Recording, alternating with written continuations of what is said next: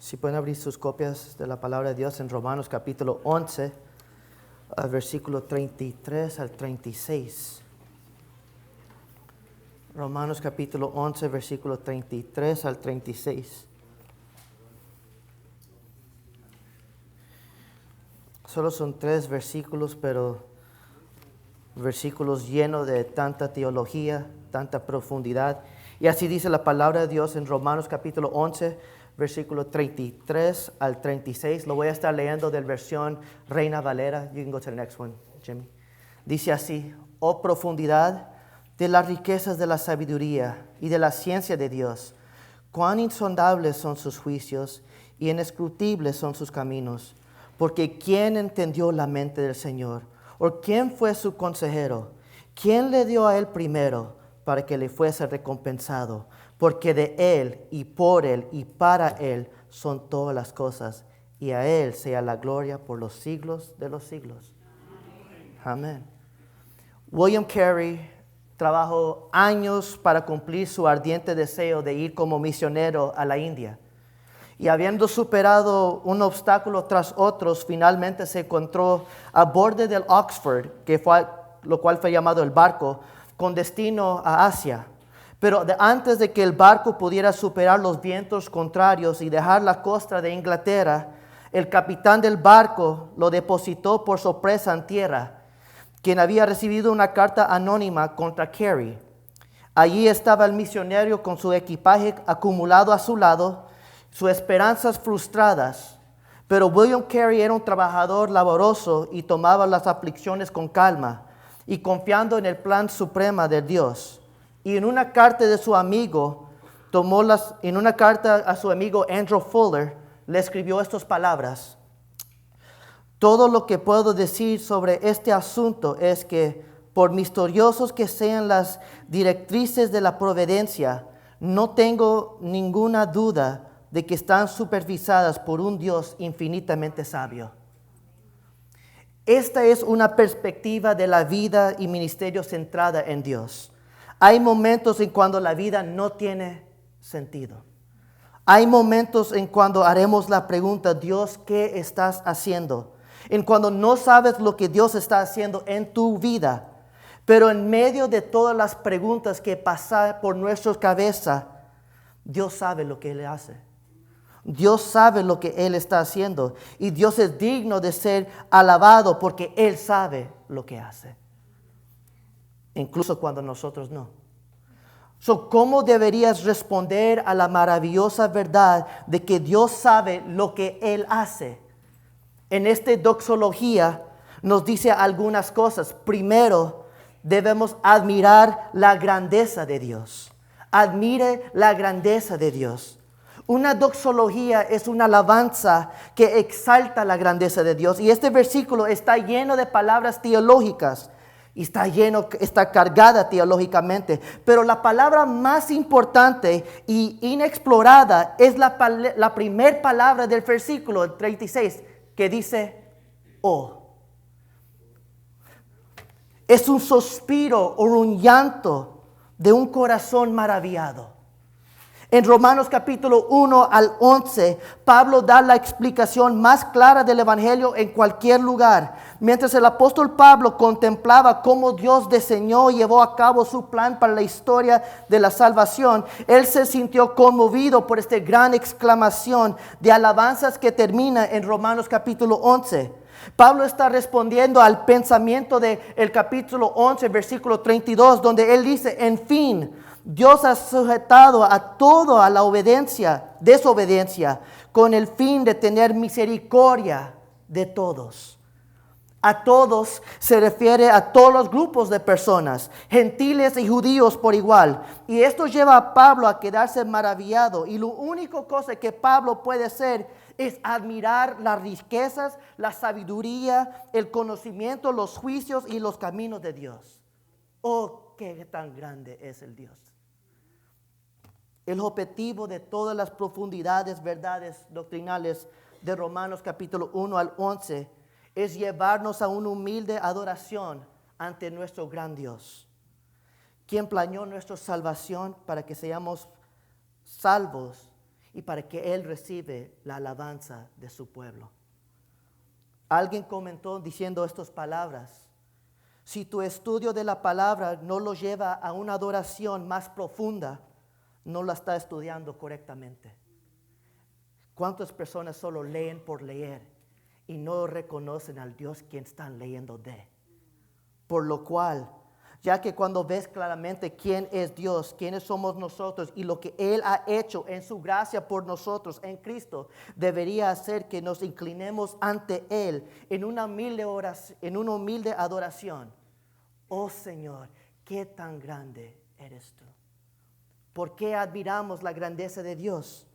Porque Dios es demasiado profundo para entender. Versículo 33 dice: oh profundidad. Pablo aquí declara que Dios es profundo. La palabra de Dios, lo cual es la verdad, es lo suficiente superficial como para que un niño beba de ella sin el temor de ahogarse. Sin embargo, es tan profundo que los eruditos pueden sumergerse y nunca llegar al fondo. Cuanto más profundo vas en los océanos, más oscuro se vuelve el agua. Y hay una profundidad llena de presión donde ningún humano puede sobrevivir. Y este punto de raptura es donde Dios reside. Nadie puede alcanzarlo. Nadie puede ir hasta lo más alto que Él está, ni lo profundo. Por lo cual, oh profundidades de las riquezas. Las riquezas de Dios son profundas. ¿Qué significa ser rico? Es ser independiente, autosuficiente y sin necesidad. Y por esta razón, nadie en verdad es rico. Las personas más ricas de este mundo dependen de los demás de innumerables maneras. Por eso, piénsalo. Si alguien ya decide no ir a Walmart, ¿qué sucedería? Pero llegará un día que su dinero se acabará. Bill Gates, el hombre más rico, Warren Buffett. Si las personas paren de trabajar y todo el mundo muere, ¿qué sucederá con su dinero? Se acabará. Por lo cual, las personas más ricas dependen de los demás. Los ricos dependen de nosotros hacer sus compras. Por esa razón, solo Dios es rico. Algunos de los hombres más ricos en este mundo han dado la mitad de sus riquezas para buenas causas. Eso es impresionante hasta que considera que todas las riquezas de Dios Él lo da para el bienestar de todos. Todo lo que Él tiene lo dio para su humanidad. Romanos capítulo 2 versículo 4 dice: ¿no ves que desprecias la riqueza de la bondad de Dios, de su tolerancia y de su paciencia, al no reconocer que su bondad quiere llevarte al arrepentimiento? Romanos capítulo 9, versículos 22 al 24 dice: y que si Dios, queriendo mostrar su ira y dar a conocer su poder, soportó con mucha paciencia a los que eran objeto de su castigo y estaban destinados a la destrucción, que si lo hizo para dar a conocer sus gloriosas riquezas a los que eran objeto de su misericordia y a quienes de antemano preparó para esa gloria. Esos somos nosotros, a quien Dios llamó no solo entre los judíos, sino también entre los gentiles. Romanos capítulo 10, versículos 12 al 13 dice: y no hay diferencia entre judíos y gentiles, pues el mismo Señor es Señor de todos y bendice abundantemente a cuantos lo invocan. Porque todo el que invoca el nombre del Señor será salvo. Filipenses capítulo 4, versículo 19. Así que mi Dios les proveerá todo lo que necesitan conforme a las gloriosas riquezas que tiene ¿en quién? En Cristo Jesús. Las riquezas de Dios son profundas, pero también la sabiduría de Dios es profunda. En el versículo 33 dice: oh profundidades de la riqueza de la sabiduría. La sabiduría se entiende mejor en relación con el conocimiento. Conocimiento es lo que sabes. Sabiduría es lo que haces con lo que sabes. Y esta es la correcta aplicación del conocimiento. En las Escrituras, la sabiduría es espiritual, no intelectual.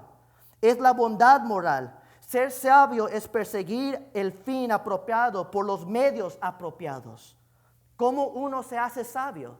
Santiago nos dice claramente en el capítulo 1, versículo 5, si a alguno de ustedes le falta ¿qué? Sabiduría, pídesele ¿a quién? A Dios, y Él se les dará, pues Dios da a todos generosamente, sin menospreciar a nadie. La verdadera sabiduría, mis queridos hermanos, viene de Dios y no por lo que tú sabes. Por lo cual, Dios siempre realiza el fin apropiado a través de la propia medio. Y si quieres prueba de eso, solo mira la cruz. En 1 de Corintios capítulo 1, versículo 20 al 21, Pablo dijo estas palabras: ¿dónde está el sabio? ¿Dónde está aquel que cree que sabe mucho? ¿Dónde está el erudito? ¿Dónde el filósofo de esta época? ¿No han convertido Dios en locura la sabiduría de este mundo? Ya que Dios en su sabio diseño dispuso que el mundo no lo conociera mediante la sabiduría humana, tuvo a bien salvar mediante la locura de la predicación a los que creen. La cruz de Jesús es la sabiduría de Dios en acción. Luego continúa Pablo diciendo en el versículo 22 al 25, los judíos piden señales, milagros y los gentiles buscan sabiduría. Buscan la intelectual, buscan aquellos que saben mucho. Pero sin embargo, note lo que Pablo dice en el versículo 23. Mientras que nosotros predicamos a Cristo crucificado, este mensaje es motivo de tropiezo para los judíos y es locura para los gentiles. Pero para los que Dios ha llamado, los mismos judíos que gentiles, Cristo es el poder de Dios. Pero también es el ¿qué? La sabiduría de Dios. Pues la locura de Dios es más sabia que la sabiduría humana, y la debilidad de Dios es más fuerte que la fuerza humana. Vemos aquí que la sabiduría de Dios es profunda, pero también el conocimiento de Dios es profundo. El versículo 33 dice: oh profundidades de la riqueza de la sabiduría y de la ciencia de Dios. En el 17 de junio del 1962 sucedió algo aquí en Estados Unidos. 5 hombres fueron arrestados por invadir al cuarto general del Comité Nacional Demócrata en el complejo de oficinas de Watergate en Washington, D.C. Las consecuencias causaron la renuncia del presidente Richard Nixon. Es la primera y única vez en la historia de Estados Unidos que el presidente ha renunciado. Y este robo se ha convertido en un gran escándalo nacional. Y la persistencia de los periódicos de investigación hicieron 2 preguntas acerca de lo que sabía el presidente Nixon. Hicieron 2 preguntas. ¿Qué sabía el presidente y cuándo lo sabía? 2 preguntas. ¿Qué sabía y cuándo lo sabía? Hagamos estas preguntas de Dios. ¿Qué sabe Dios? Dios es omnisciente. Dios sabe todas las cosas. No hay nada que Dios no sabe. Dios conoce todas las cosas conocidas, desconocidas y conocibles. Dios conoce todas las cosas pasadas, presentes y futuras. Dios conoce todas las cosas reales, potenciales y teóricas. Dios conoce todas las cosas en el cielo y en la tierra y debajo de la tierra. ¿Y cuándo lo sabía?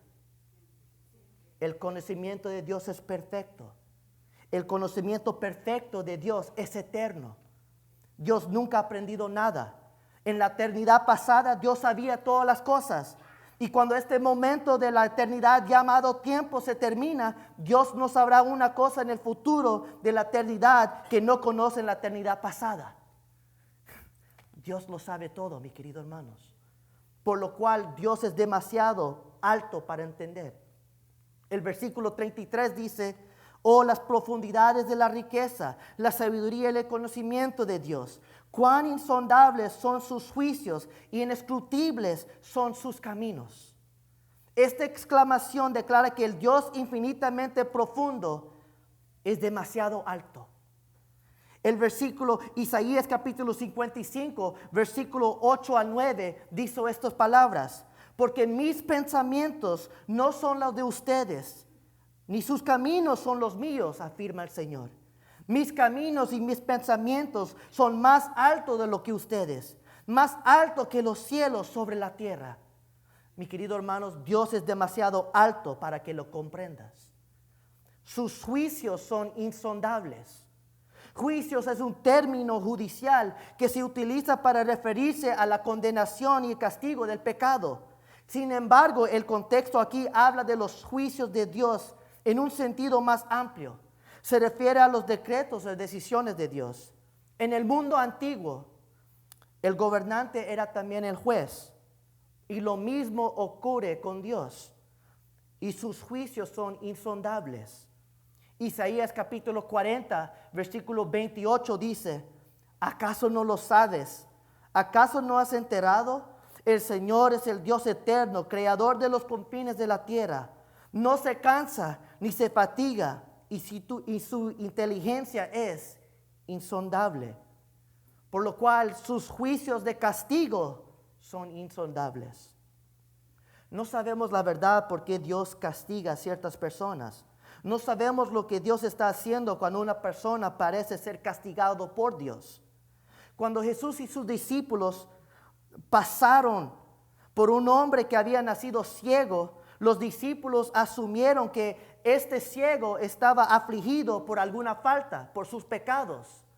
Sin embargo, Jesús dijo en Juan capítulo 9, versículo 3, Él dijo, ni él pecó, ni sus padres, respondió Jesús, sino que esto sucedió para que la obra de Dios se hiciera evidente en su vida. Del mismo modo, los juicios de gracia de Dios son insondables. No sabemos lo que Dios está haciendo cuando una persona parece ser castigado por Dios. Y no sabemos lo que Dios está haciendo cuando una persona parece ser bendecida por Dios. Por lo cual, mis queridos hermanos, no hay razón para ser celoso cuando otros experimentan el favor. Y no hay lugar para juzgar cuando otros experimentan el juicio de Dios. Solo Dios sabe lo que Él hace. Y solo Dios sabe por qué las cosas suceden.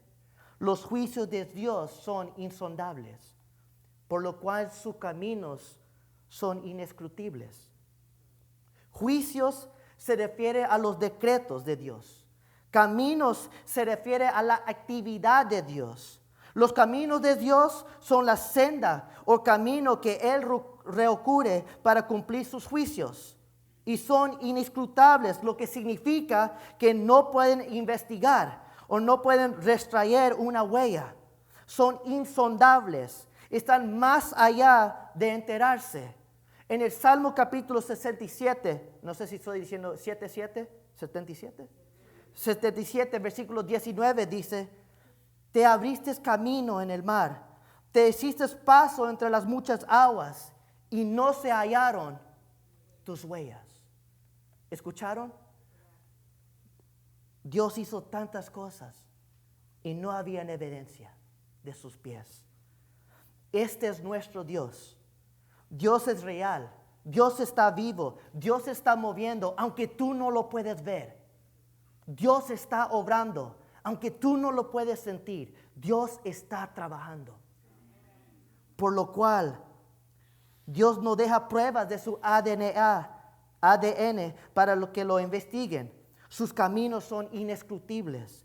El Salmo 103, versículo 7 dice, Él dio a conocer sus caminos a Moisés, sus actos a los hijos de Israel. Israel fue testigo de los actos poderosos de Dios. Ellos vieron que Dios abrió el mar. Ellos vieron Dios proveer por ellos. Ellos vieron muchas cosas, pero no sabían por qué Dios hizo lo que hizo. Dios solo hizo conocer sus caminos a Moisés. Sin embargo, Moisés todavía no entendía a Dios. Por lo cual, él fue descalificado de llevar a Israel a Canaán cuando su ira deshonró al Señor y tomó el asunto en sus propias manos. Y aunque si nosotros ya sabíamos el plan de Dios, todavía no le podríamos entender completo. Por lo cual, acepta la verdad de la grandeza de Dios. Admire la grandeza y acepta su grandeza. Los atributos de Dios se clasifican de dos maneras: atributos comunicables y atributos incomunicables. Atributos comunicables son aquellos que podemos compartir con Dios como criaturas hechas en su imagen. Cada persona aquí es una criatura hecha en la imagen de Dios. Por lo cual hay algunos atributos que tenemos en común con Dios. Nosotros somos sabios, podemos tener intelectual, podemos recibir conocimiento, sabiduría. Esos son atributos comunicables. Pero los atributos incomunicables solo le pertenecen a Dios y nadie más. Los versículos 34 al 35 declaran los atributos incomunicables. Y nos enfrenta con el hecho de que Dios es Dios y nosotros no lo somos. Dios es tan grande que no necesita nuestro consejo y nuestra ayuda. Dios no necesita su consejo para nada, mis queridos hermanos. Imagínense cuántas veces hemos orado, Dios, ¿por qué no hagas esto? Escuchen lo que el versículo 34 dice. ¿Por qué? ¿Quién entendió la mente del Señor? ¿Y quién fue su consejero? Estas preguntas retóricas asumen una respuesta negativa. Nadie conoce la mente de Dios. Nadie conoce la mente del Señor. Y esto es una paradoja. Hay un sentido en que sí podemos conocer la mente de Dios. Podemos conocer la mente de Dios a través de la palabra de Dios. Y eso es lo que nos dice 2 Timoteo capítulo 3 versículo 16. Dice que toda la escritura es inspirada por Dios y útil para enseñar, para reprender, para corregir y para instruir la justicia. En un cierto aspecto sí podemos saber un poco de la mente de Dios. Tal también podemos conocer la mente de Dios por medio del Espíritu Santo. 1 de Corintios capítulo 2 versículo 12 dice, nosotros no hemos recibido el espíritu del mundo, sino el espíritu que procede ¿de quién? De Dios. ¿Para qué? Para que entendamos lo que por su gracia Él nos ha concedido. En cierto aspecto sí podemos conocer ciertas cosas de la mente de Dios, pero hay un otro sentido que no podemos conocer la mente de Dios. Como humanos, piensen en lo tan complicado que es para nosotros entender motivos de ciertas personas. Como humanos hay veces que luchamos para entender a las personas. Yo soy sensible a criticar los motivos. Las palabras, los hechos y las decisiones son un poco fáciles de criticar, pero los motivos deben estar fuera del límite. Una persona puede ser una buena cosa con malas intenciones. Y alguien puede ser algo malo con buenas intenciones. Pero ¿quién sabe verdaderamente el motivo y el corazón de la persona? Solo Dios. Por lo cual, Jeremías capítulo 17, versículo 9 dice, nada hay tan engañoso como el corazón. No tiene remedio. ¿Quién puede comprenderlo? ¿Quién entonces puede comprender la mente de Dios? Solo Jesucristo. Él es el único persona que conoce la mente de Dios. Juan capítulo 1, versículo 18 dice, a Dios nadie le ha visto nunca. El Hijo unigénito, que es Dios y que vive en unión íntima con el Padre, nos los ha dado a conocer. Jesús es la éxtasis de Dios.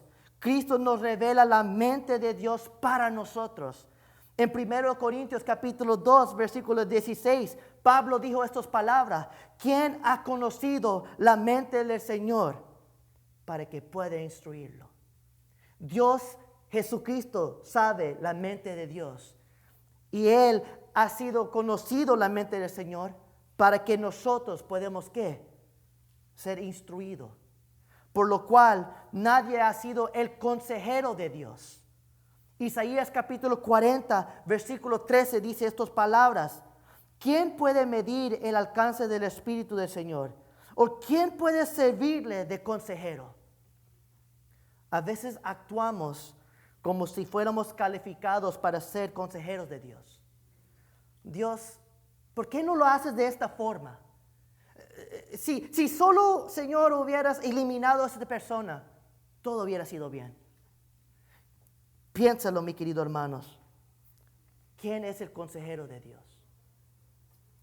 Nosotros no lo somos. Job aprendió esto de una manera más difícil. Los amigos equivocados de Job suponían que Job había sufrido porque había cometido un error. Pero en la vida de Job no hubo pecado ocultado. Sin embargo, Job nunca hizo nada mal. Job sufrió porque había hecho lo que era correcto, no porque hubiera hecho algo malo. Y Job quería confrontar a Dios. Y Dios apareció en un remolino. Y con su propia lista de preguntas, le dijo a Job, ¿dónde estabas tú cuando yo hice todo esto? ¿Dónde estabas tú cuando yo dije al mar, hasta aquí puedes parar? ¿Dónde estabas tú cuando yo le dije al sol, a esta hora vas a levantar y a esta hora te vas a descansar? ¿Dónde estabas tú cuando respiré aire? ¿Dónde estabas tú, Job? Dime. Sin embargo, Job le quería confrontar a Dios. ¿Dónde estabas tú cuando pasé por todo este dolor? ¿Dónde estabas tú, oh Dios, en mi enfermedad? Y Dios básicamente, yo estaba allí porque yo diseñé todo esto. Por lo cual, Job en el capítulo 42, versículo 1 al 6, él dice estas palabras: yo sé bien que tú lo puedes, ¿qué? Todo, que no es posible frustrar ninguna de tus, ¿qué? ¿Escucharon? Tus planes. Dios diseñó esto. Yo no puedo impedir nada. Tus planes se cumplirán porque tus planes siempre son sí y amén. Lo que tú has dicho se cumplirá y nadie lo puede impedir. Pero escucha lo que él dice. Dice, yo sé bien que tú lo puedes todo, que no es posible frustrar ninguno de tus planes. ¿Quién es este? Has preguntado. Que sin conocimiento oscurecí mi consejo. Reconozco que he hablado de cosas. Escuchen. Reconozco que he hablado de cosas que no alcanzo a comprender. De cosas demasiado maravillosas que me son desconocidas. Dijiste, ahora escúcheme, yo voy a hablar, yo te cuestionaré y tú me responderás. De oídos había oído hablar de ti, pero ahora te veo con mis propios ojos. Por tanto, me retracto de lo que he dicho y me arrepiento en polvo, en ceniza. ¿Escucharon? ¿Escucharon, Job? No lo sabemos todo, mis queridos hermanos. Nadie ha sido el consejero de Dios, por lo cual Dios no necesita su asistencia. Dios es Dios. En el versículo 35 de Romanos capítulo 11 dice, oh, ¿quién le dio a él primero para que le fuese recompensado? Esta es una cita de Job del capítulo 41, versículo 11, en el cual Dios le preguntó a Job, ¿y quién tiene alguna cuenta que cobrarme? Mío es todo cuanto hay bajo los cielos. Y este es el primer principio de la mayordomía cristiana. Mis queridos hermanos, nada te pertenece a ti. Todo le pertenece a Dios. Y cuando digo todo, eso es todo. Tu familia, tu hogar, todo lo que tú tienes le pertenece a Dios.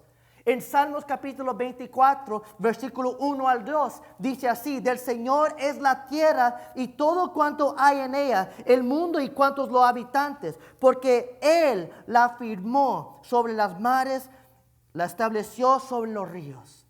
Dios hizo todo. Dios es el dueño de todo y nunca podemos poner a Dios bajo la obligación por lo que le damos. Dios puede financiar sus propios compromisos. No necesita ningún centavo de nosotros. Sin embargo, David deseaba construir un templo, pero Dios no permitió que David lo edificara una casa. Dios diseñó al hijo de David, Salomón, para edificar el templo. Y Dios permitió que David recibiera una ofrenda por el proyecto. El pueblo de Israel dio generosamente y colectaban con sacrificio y con gozo una ofrenda. Pero quiero que escuchen lo que el pueblo de Dios dijeron cuando colectaban todo y construyeron todo. En 1 de Crónicas capítulo 29 versículo 14 dice esto: pero ¿quién soy yo y quién es mi pueblo para que podamos darte estas ofrendas voluntarias? En verdad, tú eres el dueño de todo. Y lo que te hemos dado de ti lo hemos recibido. ¿Escucharon lo que están diciendo el pueblo de Dios? Nosotros podemos pensar que estamos dando de lo que tenemos, pero en realidad, ¿quién lo dio a nosotros? Y se lo estamos devolviendo a Él, a quien le pertenece. Por lo cual, mi querido hermanos, no puede dar nada a Dios porque Él lo tiene todo y todo le pertenece a Él. Y usted no tiene derecho a enojarse cuando Dios no le da lo que usted quiera o cuando Él quita algo que tú posees. No te puedes enojar con Dios porque de Él le pertenece todo. En Lucas capítulo 17, versículo 7 al 10, dice estas palabras fuertes. Supongamos que uno de ustedes tiene un siervo que ha estado arando el campo o cuidando las ovejas. Cuando el siervo regrese del campo, ¿acaso se les dice, ven enseguida a sentarte a la mesa? No, se les diré más bien, prepárame la comida y cámbiate de ropa para atenderme mientras yo ceno. Después tú podrás cenar. ¿Acaso se le dirán las gracias al siervo por haber hecho lo que está mandado hacer? Así también ustedes, cuando hayan hecho todo lo que les he mandado, deben decir, somos siervos ¿qué? Inútiles. No hemos hecho más que cumplir con nuestro deber. Mi querido hermanos, cuando hemos hecho todo lo que Dios te ha mandado hacer, Dios todavía no te debe nada. Él no nos debe nada, porque nosotros somos sus siervos y a Él le pertenece todo. Nosotros solo hemos cumplido con nuestro deber. ¿Cuánto más es esto verdad? Ya que hemos fallado en hacer todo lo que Dios nos ha mandado a hacer. Todos hemos pecado y estamos destituidos de la gloria de Dios. Por lo tanto, cualquier favor que Él nos conceda es por su gracia y no por bondad. No podemos ganar el favor de Dios. Es por gracia que Él se nos da. Es su misericordia, no nuestro derecho. Su amabilidad, no nuestro crédito. Por lo cual, alaba la grandeza de Dios. Ya que Dios es mucho más grande de lo que puedes comprender, y tú no eres grande, humíllate ante Dios y adóralo. El versículo 36 dice estas palabras, porque de Él, y por Él, y para Él son todas las cosas, y a Él sea la gloria por los siglos. Amén. Este es un resumen perfecto del capítulo 11. El humanismo secular falla en entender el significado de la vida porque no acepta el fondo de nuestra existencia. La vida no se trata de nosotros, la vida se trata de Dios. La vida no se trata de mí, se trata de Cristo. Por lo cual Jeremías capítulo 9, versículo 23 al 24 dice así, así dice el Señor, quien no se glorea el sabio de su sabiduría, ni el poderoso de su poder, ni el rico de su riqueza. Si alguien ha de gloriarse, que se gloríe de conocerme y de comprender que yo soy el Señor, que actúo en la tierra con amor, con derecho y justicia, pues es lo que a mí me agrada, afirma el Señor. Mi querido hermanos, en nuestro pasaje, porque de Él y por Él y para Él son todas las cosas, aquí nos enseña que Dios está en control de todas las cosas. Porque de Él y por Él y para Él son todas las cosas. Esta declaración afirma la soberanía de Dios. La soberanía divina significa que Dios tiene control sobre todas las cosas. No hay nada que se escapa de las manos de Dios. Todo está en sus manos. Por lo cual, ¿qué es lo que hace Dios Dios? El versículo 36 responde, porque de Él y por Él y para Él son todas las cosas. Aquí está el desarrollo de la historia en una sola frase. Porque de Él y por Él y para Él son todas las cosas. Aquí está el plan de salvación en una frase. porque de Él y por Él y para Él son todas las cosas. Aquí está la historia de su vida en una sola frase, porque de Él y por Él y para Él son todas las cosas. Todas las cosas se encuentran su fundamento, ser y propósito en Dios y en nadie más. Dios es el alfa, Dios es el omega y Dios es todo en medio. Dios es, mi querido hermanos, el pasado, el hoy y el mañana. Dios es todo y Él tiene control de todo. Por lo cual, Dios merece la gloria en todo tiempo. La Escritura habla de la gloria de Dios de dos maneras. Hay la gloria intrínseca de Dios. La gloria inherente es la gloria que es esencial para la naturaleza de Dios. Es el peso de su ser, es el brillo de su presencia, es la suma total de sus atributos. En un sentido real, la gloria de Dios es Dios Él mismo.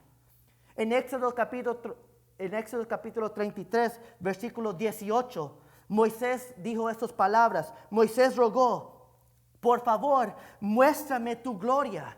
Y Dios respondió, haré pasar toda mi bondad delante de ti y proclamaré mi nombre Jehová. Será misericordioso y mostraré misericordia a quien yo mostraré misericordia. Pero dijo, no puedes ver mi rostro, porque el hombre no me verá y vivirá. También está la gloria atribuida de Dios. Atribuir gloria significa darle a Él lo que Él solo merece. La gloria atribuida es cuando reconozcamos la gloria inherente de Dios y damos crédito donde se debe el crédito. Cuando atribuimos gloria a Dios, no estamos haciendo a Dios más grande de lo que es. No añadimos una medida a su gloria, pero reflejamos la gloria que Él tiene inherentemente. Esto es lo que Pablo está diciendo en esta doxología. A la luz del hecho de que todas las cosas son de Dios y por Dios y para Dios, a Él le pertenece toda la gloria. Salmos capítulo 115, versículo 1 dice estas palabras. La gloria, Señor, no es para nosotros, sino para tu nombre, por causa de tu amor y tu verdad. Primero de Corintios capítulo 10, versículo 31 dice, en conclusión, ya sea que coman o beban o hagan cualquier otra cosa, háganlo todo para la gloria de Dios. Apocalipsis capítulo 4, versículo 11 dice, digno eres, Señor y Dios nuestro, de recibir la gloria, la honra y el poder, porque tú creaste todas las cosas. Por tu voluntad existen y fueron creadas. Mi querido hermanos, Dios merece la gloria para siempre. No importa cuándo es o qué está pasando o dónde usted se encuentra en la vida. Dios merece la gloria. Por lo cual, solo hay una forma de concluir este mensaje. Solo hay una cosa para decir, para terminar. Amén. Por lo cual, mi querido hermanos, voy a pedir que inclinemos nuestro rostro en esta noche y vamos a prepararnos para tomar la Santa Cena. Y quisiéramos que solo reflejemos en unas cosas, que reflejemos en lo tan grande que es nuestro Dios, en lo tan bueno que Dios ha sido con cada uno de nosotros. Toma este tiempo para solo admirar su grandeza. Tome este tiempo para exaltarle a Él por quién es Él. Comienza a reconocer lo tan maravilloso que es Él y lo tan bueno que Él ha sido. Y admire su gloria.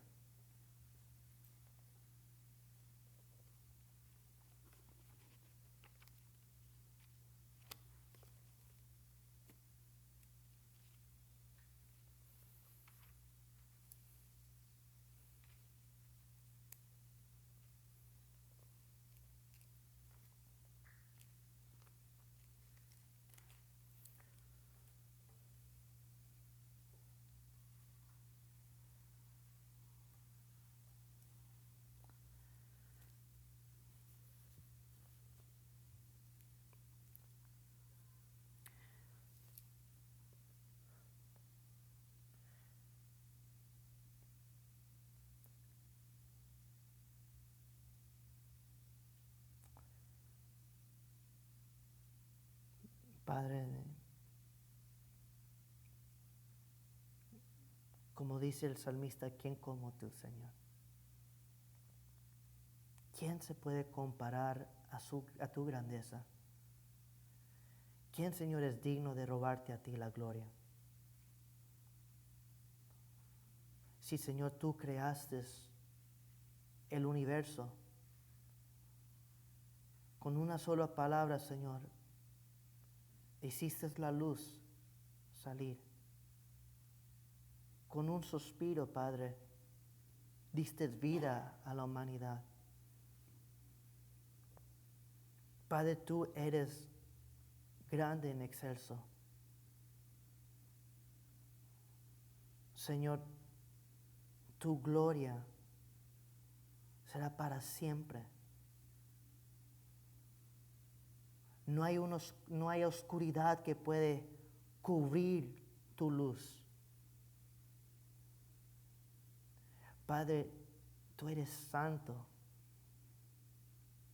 limpio, sin mancha. Padre, tú eres verdaderamente único, por lo cual admiramos tu grandeza, oh Dios. Admiramos lo tan grande que eres.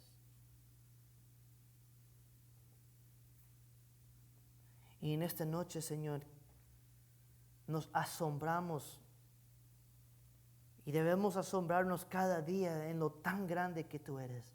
Con más que estudiamos tu palabra, más aprendemos de lo tan grande que tú eres.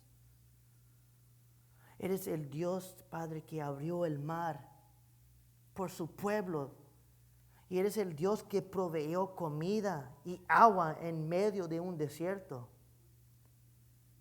Eres el Dios que mandó fuego desde el cielo. Eres el Dios que apagó la luz por una cierta cantidad de días. Eres el Dios que bajó de su trono y vino a este mundo en forma humana, caminó sobre esta tierra y murió el peor muerte que cualquier persona pudiera morir. Pero no solamente moriste, también resucitaste la muerte. Y no solamente resucitaste de entre los muertos, venciste la muerte. Venciste al enemigo. Padre, tú eres grande, en verdad. Por lo cual, Señor, nos humillamos ante ti. Y gracias, Padre, porque tú siendo tan grande, te preocupas por alguien como nosotros, que somos tan pequeños, que somos tan imperfectos, que no merecemos tanto amor y misericordia y gracia. Pero tú en tu grandeza nos das tanto. So, Padre, alabado sea tu nombre, ayer, hoy y por los siglos. Alabado es el Cordero que fue inmolado por nuestros pecados en aquella cruz. Alabado es aquel que está sentado en el trono y vivo está. Donde los ángeles y los ancianos rodean y cantan día y noche sin cesar. Santo, santo, santo es el Dios Todopoderoso, el quien fue, el quien es y quien vendrá. Grande eres tú, oh Dios. Y Padre, no hay otra palabra más que decirte, más que gracias. Gracias, oh Dios, por tu inmenso amor. Gracias por tu favor. Gracias, Señor, por el precio que tú pagaste por nosotros. Y estamos tan agradecidos, Señor. Y hoy en esta noche queremos recordar lo que tú hiciste en aquella cruz, donde tú nos rescataste, nos salvaste y nos limpiaste, nos diste nombre, nos redimiste. Y Padre, queremos recordar de lo tan grande que tú eres y tomar parte de la Santa Cena y agradecerte. Gracias, Señor. Amén. Amén.